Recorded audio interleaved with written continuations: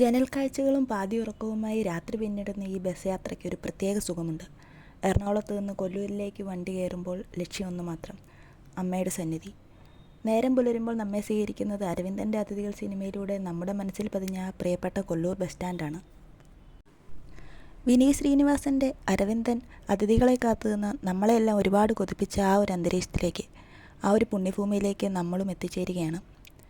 അരവിന്ദൻ്റെ അതിഥികൾ പൂർണ്ണമായും ചിത്രീകരിച്ചത് ഈ പരിസരങ്ങളിലായിരുന്നു എന്നത് ഇവിടേക്കെത്തുന്ന മലയാളി യാത്രികർക്ക് ഒരു പ്രത്യേക അനുഭൂതിയാണ് സമ്മാനിക്കുന്നത്. കർണാടകത്തിലെ പശ്ചിമഘട്ട മലനിരകളുടെ പശ്ചാത്തലത്തിൽ സൗപർണിക നദിയുടെ തീരത്ത് സ്ഥിതി ചെയ്യുന്ന പുണ്യഭൂമിയാണ് കൊല്ലൂർ മൂകാംബിക ക്ഷേത്രം. അറിവിൻ്റെയും കലയുടെയും ആദ്യാക്ഷരങ്ങൾ കുറിക്കാൻ തലമുറകളായി നാം ഇവിടേക്ക് ഒഴുകിയെത്തുന്നു. ക്ഷേത്രത്തിൻ്റെ ഉൾക്കാഴ്ചകളിൽ ഏറ്റവും മനോഹരമായ ഒന്നാണ് ഇവിടുത്തെ ഈ വലിയ രഥം. വാസ്തുവിദ്യയുടെയും തച്ചുശാസ്ത്രത്തിൻ്റെയും ഒരു അത്ഭുതമാണിത്.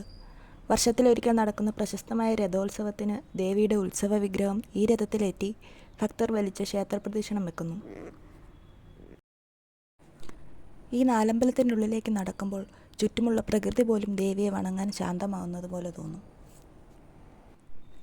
അമ്മയെ കണ്ടു തൊഴുതു കഴിഞ്ഞ് നേരെ നടന്നത് മൂകാംബികയിലെ പ്രശസ്തമായ അന്നപ്രസാദ ഊട്ടുപുരയിലേക്കാണ്. പക്ഷേ ഞങ്ങളെ സ്വീകരിച്ചത് ഒരു വലിയ ജനക്കൂട്ടമാണ്. കിലോമീറ്ററുകളോളം നീളുന്ന ആ ക്യൂ കണ്ടപ്പോൾ തന്നെ മനസ്സിലായി, ഇന്ന് ഈ പ്രസാദമൊട്ട് കഴിക്കാനുള്ള ഭാഗ്യം ഞങ്ങൾക്കില്ലെന്ന്. യാത്രകളിൽ നമ്മൾ വിചാരിക്കുന്നത് പോലെ എല്ലാം നടക്കണമെന്നില്ലല്ലോ. ചില പ്രതീക്ഷകൾ അടുത്ത തവണത്തേക്കായി മാറ്റിവെച്ച് ഞങ്ങൾ പതുക്കെ അവിടുന്ന് തിരികെ നടന്നു.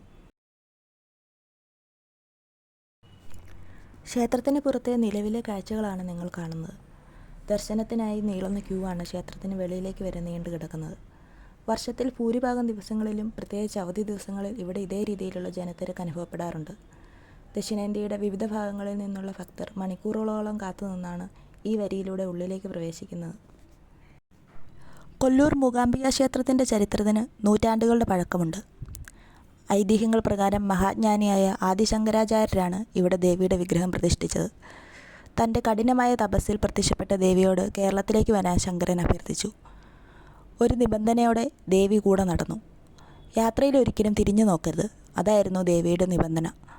എന്നാൽ കൊല്ലൂരിലെത്തിയപ്പോൾ ദേവിയുടെ കാൽച്ചിലമ്പിൻ്റെ ശബ്ദം കേൾക്കാതെ പരിഭ്രാന്തനായ ശങ്കരൻ തിരിഞ്ഞു നോക്കുകയും ദേവി അവിടെ തന്നെ ഉറച്ചു പോവുകയും ചെയ്തു എന്നാണ് ചരിത്രരേഖകളും ഐതിഹ്യങ്ങളും പറയുന്നത്. കൊല്ലൂർ ക്ഷേത്രത്തിൻ്റെ ചരിത്രത്തോട് ചേർന്ന് നിൽക്കുന്ന ഒന്നാണ് സൗപർണിക നദി.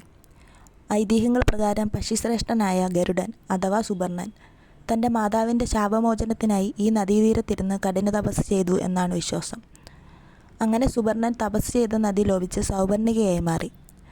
കുടജാദ്രി മലനിരകളിൽ നിന്ന് ഉത്ഭവിച്ചൊഴുകി വരുന്ന ഈ പുണ്യനദിയിൽ 64ഓളം ഔഷധച്ചെടികളുടെ വേരുകൾ സ്പർശിച്ചാണ് വെള്ളമെത്തുന്നത്. അതുകൊണ്ട് തന്നെ ഇതിലെ സ്നാനം രോഗശമനത്തിന് ഉത്തമമാണെന്ന് ശാസ്ത്രീയമായും വിശ്വസിക്കപ്പെടുന്നു. കൊല്ലൂർ മൂകാംബിക ക്ഷേത്രത്തിൻ്റെ ചരിത്രത്തെ ഇത്രമാത്രം സജീവമാക്കി നിർത്തുന്നത് ഇവിടുത്തെ സമാനതകളില്ലാത്ത ഭക്തിപ്രവാഹമാണ്. വിദ്യാരംഭത്തിന് പേരുകേട്ട ഈ പുണ്യസങ്കേതത്തിൽ നൂറ്റാണ്ടുകൾക്ക് മുൻപ് എഴുത്തുകാരും കലാകാരന്മാരും കാൽനടയായി പാടിയെത്തിയ ഒരു ചരിത്രമുണ്ട്. കാലം മാറിയിട്ടും ആ ഒരു ആത്മീയ പാരമ്പര്യത്തിന് ഒട്ടും കോട്ടം തട്ടിയിട്ടില്ല. സമുദ്രനിരപ്പിൽ നിന്നും 1300-ലധികം മീറ്റർ ഉയരത്തിൽ സ്ഥിതി ചെയ്യുന്ന കൊടജാദ്രി മലനിരകളിലെ ചിത്രമൂല എന്ന ചെറിയ ഗുഹയാണ് മൂകാംബിക ദേവിയുടെ യഥാർത്ഥ മൂലസ്ഥാനമായി കരുതപ്പെടുന്നത്. മൂകാംബികയുടെയും കുടജാദ്രിയുടെ ഭംഗി മലയാളികൾക്ക് മുന്നിൽ ഇത്രയും മനോഹരമായി ദൃശ്യവൽക്കരിച്ചതിൽ അരവിന്ദൻ്റെ അതിഥികൾ എന്ന ചിത്രത്തിനുള്ള പങ്ക് വളരെ വലുതാണ്. ആ ഒരു സിനിമ തന്നെയാണ് എന്നെയും ഇവിടേക്ക് എത്താൻ പ്രേരിപ്പിച്ചത്. ഈ യാത്രയുടെ ആദ്യഘട്ടം ഇവിടെ പൂർണ്ണമാകുമ്പോൾ നമ്മുടെ അടുത്ത ലക്ഷ്യം കുടജാദ്രിയാണ്. പശ്ചിമഘട്ടത്തിൻ്റെ ആ വന്യമായ മലനിരകളിലൂടെയുള്ള കാഴ്ചകൾ നമുക്ക് അടുത്ത വീഡിയോയിൽ കാണാം.